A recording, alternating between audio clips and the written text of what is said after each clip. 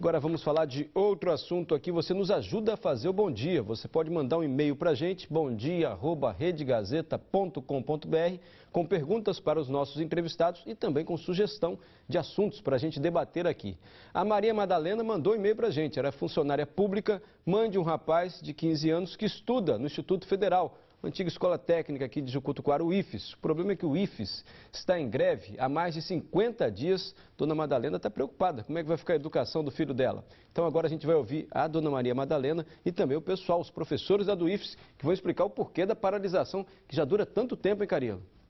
Pois é, Mário, já tem quase 2 meses que essa paralisação está acontecendo em todos os IFES de todo o estado. São 17 campi e um dos estudantes, um dos 18 mil alunos que estão sem aula, é o filho da Dona Maria Madalena, ela que entrou em contato com a gente. Pelo que a gente percebeu, a senhora está preocupada, né? Estamos preocupados porque educação deve ser prioridade, como é pelos políticos na época de eleição, é prioridade no país. E a gente vê que não é. As crianças, os adolescentes, nossos jovens, eles estudam para passar, porque não é fácil passar aqui. E quando chega, são 2 meses sem aula, desestimula, porque não tem uma continuidade e ninguém faz nada.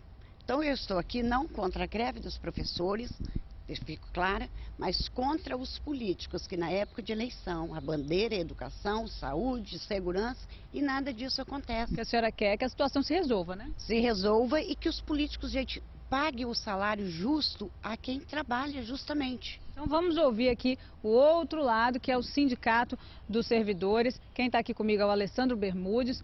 Uma das reivindicações é o reajuste salarial, né? Na verdade, Daniele, não é um reajuste, é uma reposição inflacionária. Nós estamos 2 anos sem aumento, então precisando de uma reposição inflacionária.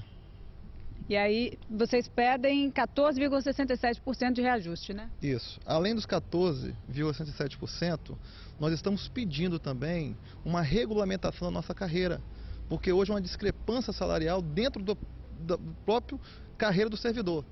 Então, houve a Lei 11.784 que trouxe essa discrepância. Hoje você tem doutor concursado antes de 2008 que tem uma diferença salarial para aqueles que entraram depois de 50% a mais no salário. Você também me disse que a situação física, a estrutura dos colégios também está precária, né? Sim, por mais que nossos gestores eles têm corrido atrás, né, os gestores do IFES têm corrido atrás, inaugurado unidades, na verdade o que acontece é que as nossas unidades do interior elas estão funcionando em condições precárias, sem laboratórios, às vezes com equipamento na instituição, mas sem local para instalar esses equipamentos. Obras há mais de 1 ano paradas, né? Então a situação também beira a qualidade do ensino, já acaba atrapalhando a qualidade do ensino da instituição centenária que é o IFES. Agora, Dona Maria Madalena, o seu filho tem 15 anos, faz curso de quê? Eletrotécnica. Eletrotécnica. A preocupação dela é o seguinte, quase 2 meses sem aula, vai dar para repor esse conteúdo? Sim, os alunos não ficarão prejudicados em relação à reposição dessas aulas. Todas as aulas serão repostas. Isso é um compromisso do Sindicato dos Servidores com os pais de alunos. Nós, servidores, temos feito reuniões de pais periódicas. Semana passada ocorreu reunião em Aracruz, Linhares. Então nós temos feito reunião de pais periódicas para explicar a eles o motivo da greve. E também nessas reuniões nós temos montado comissões de pais para que eles participem junto com os professores dessa greve. O que está acontecendo, Daniele, é que o governo não está sentando com os servidores para iniciar a negociação. Nós estamos desde março tentando negociar com o governo. É complicado. O Mário tem uma pergunta para vocês. Eu tenho uma pergunta que eu queria voltar aí com a mãe do aluno. O professor disse aí que o governo não negocia com os grevistas. Ô, Dona Madalena, a senhora disse aí que esperava uma atitude melhor dos políticos, porque eles sempre dizem que educação é prioridade. O professor está dizendo que eles não querem nem negociar. E olha a nota, Dona Madalena, que o MEC, o Ministério da Educação, mandou aqui pra gente. Diz simplesmente o seguinte: o Ministério da Educação não vai se pronunciar porque não comenta quando o assunto é greve. Ou seja, não parece muito preocupado com a reivindicação da senhora mesmo, não. Infelizmente, é isso, e infelizmente nós, povo, ainda votamos nesses políticos. Precisaria existir uma conscientização nossa, de nós, cidadãos comuns, para não votar mais nesse povo, gente.